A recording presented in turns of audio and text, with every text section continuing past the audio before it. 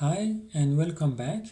Yesterday we had a short video about how to use Java with minimum requirements. So we were using Notepad and command prompt, the default terminal of Windows, and a very basic compiler of Java, OpenJDK from Microsoft. Now today we want to show you how you can write your code in VSCode, which is not something magic or something unexpected, but for some of you it might be like maybe you are a beginner and you think if you want to use a programming language in VS Code it needs to have some special setting, but here we see that you don't need to have anything special.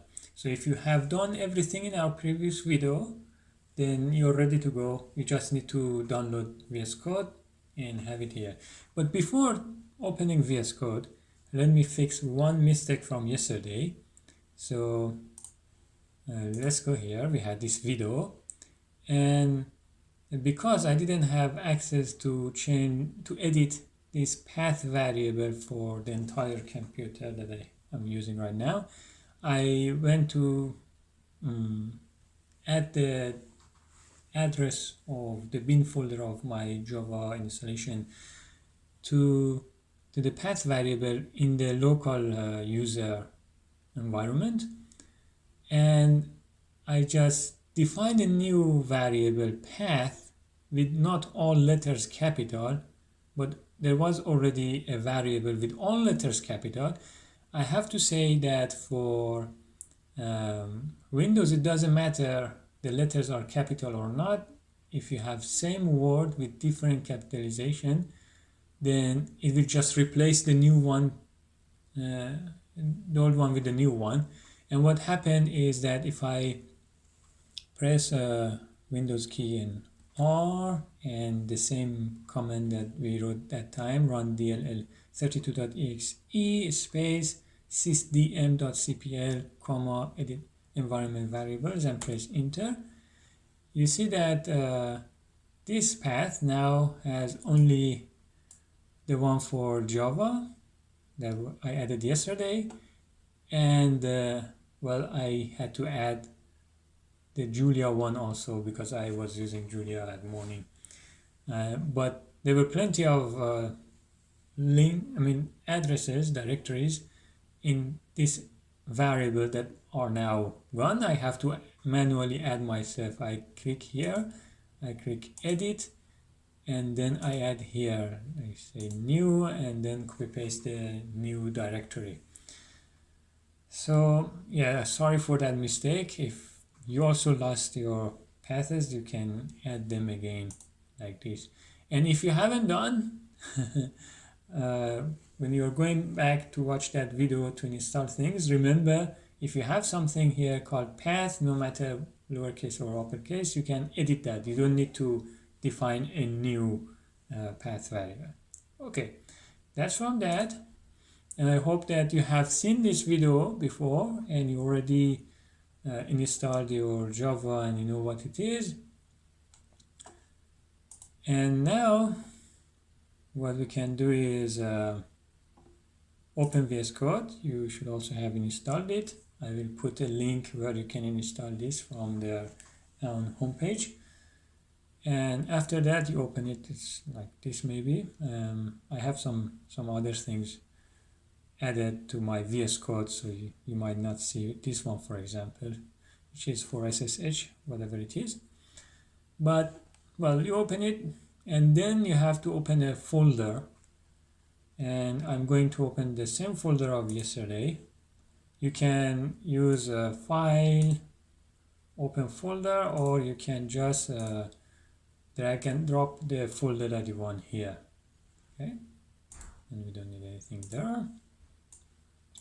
Close this, and remember the .java files are the ones that you can edit, you can put your code, and .class is what Java-C, which is Java compiler, read this one and create the intermediate file, which in Java terminology, it is called bytecode. And then Java will execute this file. So do I need to do anything more? You see that Java is saying, VS Code is saying install some extension. When you have a Python file or Julia file, you might install some extension for them, which I have some extensions already.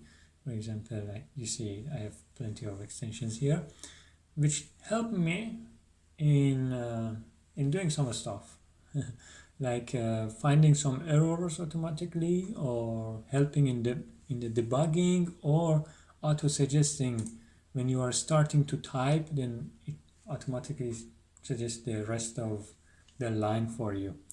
I'm not going to install them because it's not mandatory. I mean, without that extension, you can still work with these Java files very fine. You don't need anything extra. It has advantage installing those extensions, and you can go to this link, which I will put it there, and it will talk about like why you should install those extensions. It will help you.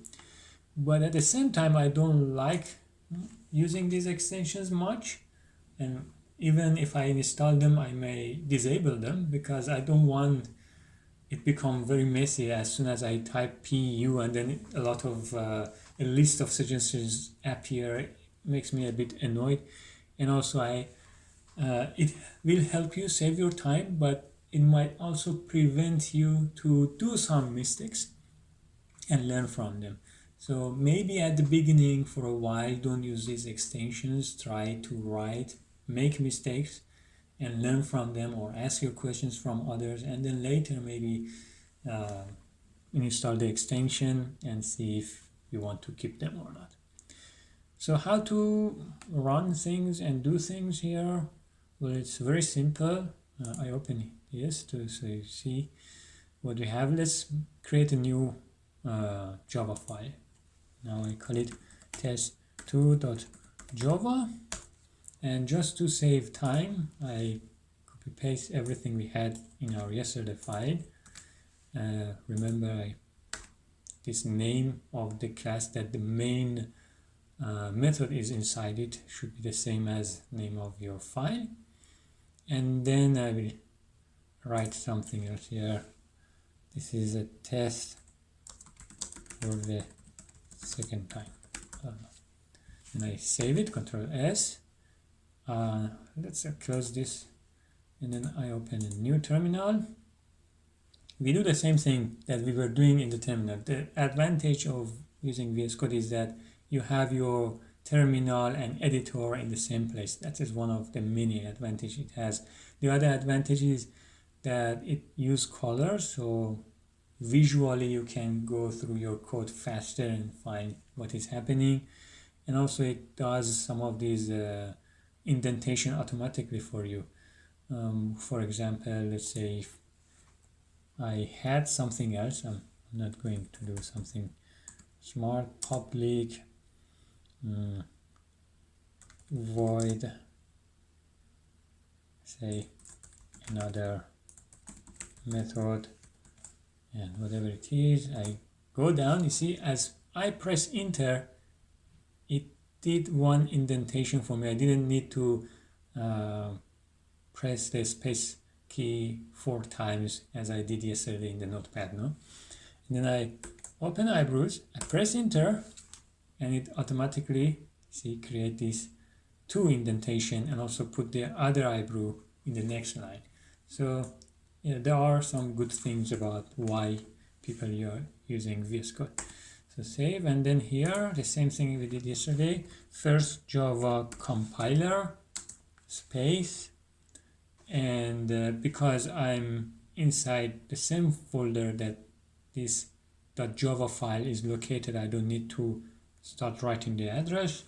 So I just say test2.java, I press enter, no compilation error, so everything is fine. I see test2.class is created, and then I say Java, then dash class path cp, and then I need the location of this dot class file here, and I put in the quotation because I have a space here. Now it recognizes this is all together one argument, the address. Then one space test2 without dot class, press enter, it executed successfully. This is a test for the second time. So that is how you use VS Code for working with Java programming language. Very fine, and it's not mandatory to install any extra extension or whatever. See you in the next video.